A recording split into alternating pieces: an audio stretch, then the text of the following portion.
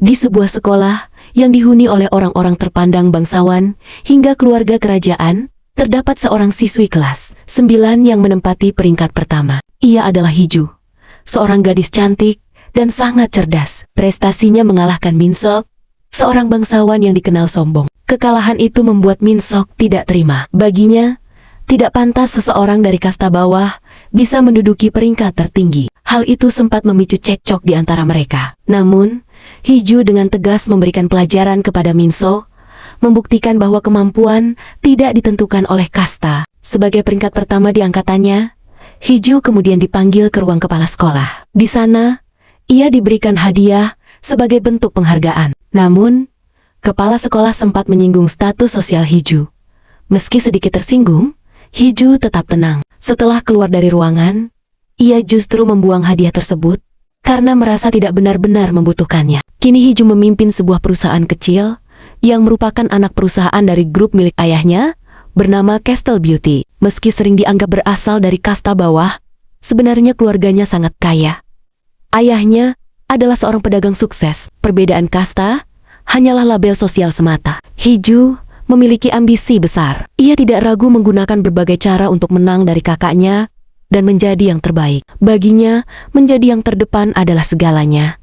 Bahkan jika harus menempuh cara curang, ia pun memerintahkan para karyawannya untuk memviralkan produk perusahaan dengan cara apapun. Suatu malam, ada acara besar, yaitu ulang tahun Baginda Raja yang sedang berkuasa. Sekretaris Hiju yang bernama Hijong memberitahukan bahwa mereka akan menghadiri acara tersebut. Di sisi lain di kastil kerajaan, terdapat seorang pangeran agung yang tampan bernama Pangeran Ian. Ia memiliki seorang ajudan setia bernama Choi Hyun.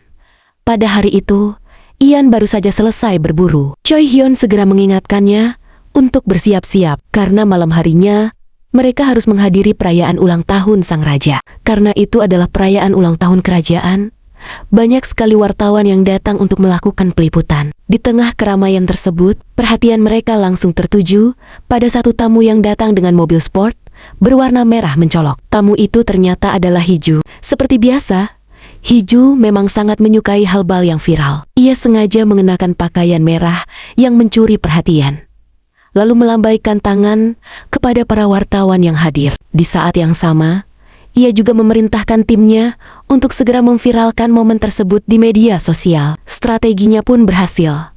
Nama Hiju langsung melonjak dan menjadi perbincangan hangat di berbagai platform. Namun, di balik popularitas itu, banyak orang juga membicarakan hal lain tentang dirinya. Mereka mengetahui bahwa Hiju adalah anak dari selir ayahnya, sehingga statusnya sering dipandang rendah. Ini adalah kakak laki-laki Hiju yang bernama Sun Tae-jo. Hubungan mereka sebenarnya tidak terlalu akrab, karena sejak dulu mereka selalu bersaing dalam hal penjualan di perusahaan milik ayah mereka. Keduanya harus membuktikan siapa yang paling unggul, terutama Hiju yang seringkali disinggung oleh kakaknya mengenai perbedaan status sosial mereka. Meskipun mereka berasal dari ayah yang sama, tak lama kemudian seluruh tamu undangan dipersilakan masuk dan duduk sesuai kasta. Hiju dan kakaknya harus duduk di barisan paling belakang karena dianggap memiliki kasta terendah di antara para tamu. Di sisi lain, raja yang sedang berulang tahun ternyata masih sangat muda, sekitar 8 tahun. Di sampingnya duduk ibu suri bernama Yun Irang. Meski semua tamu sudah hadir, acara belum bisa dimulai karena mereka masih menunggu kedatangan Pangeran Agung Ian. Tak lama kemudian, Pangeran Ian tiba.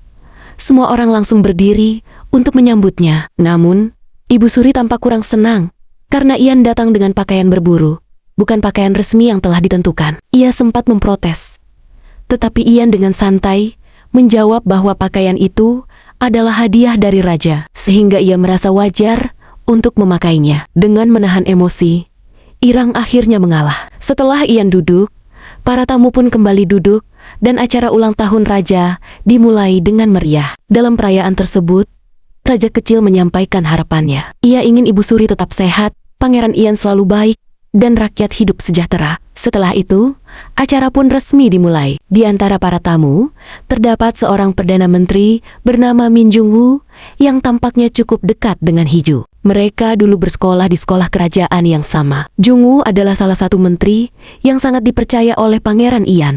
Saat Jungwoo sedang berbincang dengan Hiju, tiba-tiba ia dipanggil oleh ajudan Ian, karena pangeran ingin berbicara dengannya.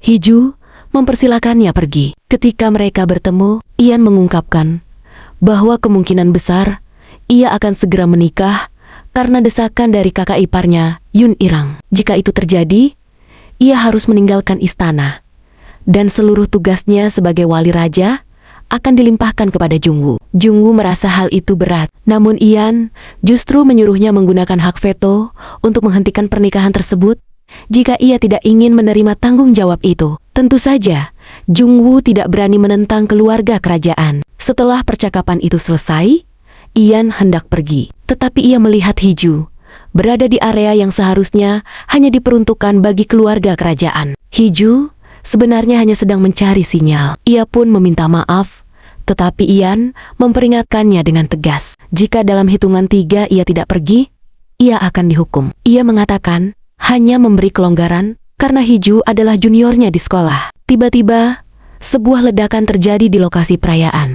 Ian segera berlari untuk memastikan keadaan raja yang tampak trauma karena pernah mengalami kejadian serupa sebelumnya. Namun secara mengejutkan, Ibu Suri menampar Ian karena mengira ia terlibat dalam kejadian tersebut, sama seperti yang ia curigai pada masa lalu terkait kematian suaminya. Untungnya, raja kecil selamat. Acara pun langsung dibatalkan. Hiju kemudian dijemput oleh sekretarisnya. Saat ditanya apa yang terjadi, Hiju hanya menjawab bahwa tidak ada apa-apa. Namun ia tiba-tiba mengungkapkan bahwa ia sangat membenci Pangeran Ian, berbeda dengan kebanyakan orang yang justru menyukainya, termasuk Hijang. Ternyata, kebencian itu berakar dari masa lalu. Saat masih bersekolah, Hiju diam-diam berlatih memanah karena itu merupakan salah satu ujian. Suatu hari, Ian datang ke tempat tersebut dengan izin resmi. Hiju ketahuan berlatih secara diam-diam karena ia mencuri kunci dari temannya. Ia merasa tidak adil. Mengapa Ian boleh, sementara ia tidak? Namun Ian menunjukkan surat izin resminya. Perdebatan pun terjadi.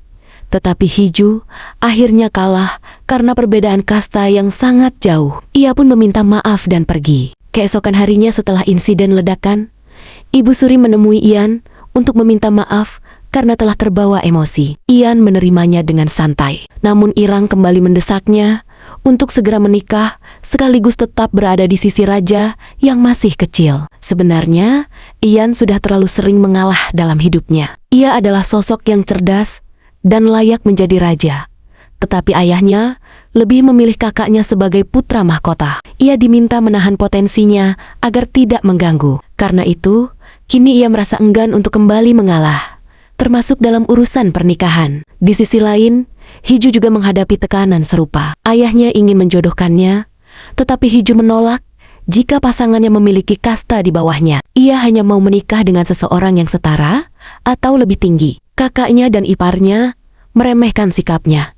Namun Hiju tetap pada pendiriannya. Sementara itu, Ian memutuskan untuk pergi berlibur sejenak. Dalam perjalanannya, ia bertemu dengan In Pyong, salah satu orang kepercayaan kerajaan. In Pyong sempat khawatir siapa yang akan menjaga kerajaan. Tetapi Ian meyakinkannya bahwa semuanya akan baik-baik saja selama ia pergi beberapa hari. Di kerajaan, terdapat tokoh kuat lain bernama Kim yang sangat dekat dengan Ibu Suri.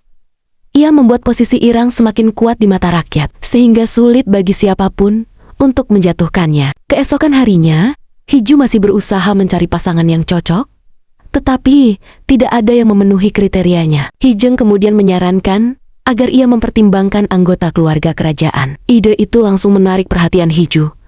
Apalagi Pangeran Ian sedang viral di media sosial karena insiden kebakaran dan dikenal sebagai sosok yang dicintai rakyat. Hiju pun berpikir untuk mengajukan lamaran kepada Pangeran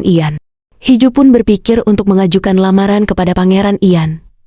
Hijeng terkejut, tetapi tetap membantu dengan menyarankan agar Hiju mengirim surat permohonan resmi. Hiju merasa ini akan menjadi hubungan yang saling menguntungkan. Namun, berkali-kali permohonannya ditolak oleh Ian, bahkan hingga belasan kali. Hiju menjadi sangat kesal dan bingung mengapa ia terus ditolak. Akhirnya, ia teringat bahwa Ian pernah mengatakan akan membantu juniornya. Hiju pun memanfaatkan hal itu dengan mengajukan permohonan bantuan sebagai juniornya di sekolah. Tetapi isi sebenarnya adalah lamaran pernikahan yang disamarkan. Kali ini, permohonannya diterima karena Ian tidak menyadari maksud sebenarnya. Malam itu, Hiju diundang ke istana. Ia datang dengan gaya mencolok seperti biasa. Kedatangannya diam-diam dipantau oleh Yun Irang, yang merasa curiga dan memerintahkan pelayannya untuk mengawasi Hiju. Saat akhirnya bertemu berdua dengan Ian, Hiju langsung menyampaikan tujuan sebenarnya.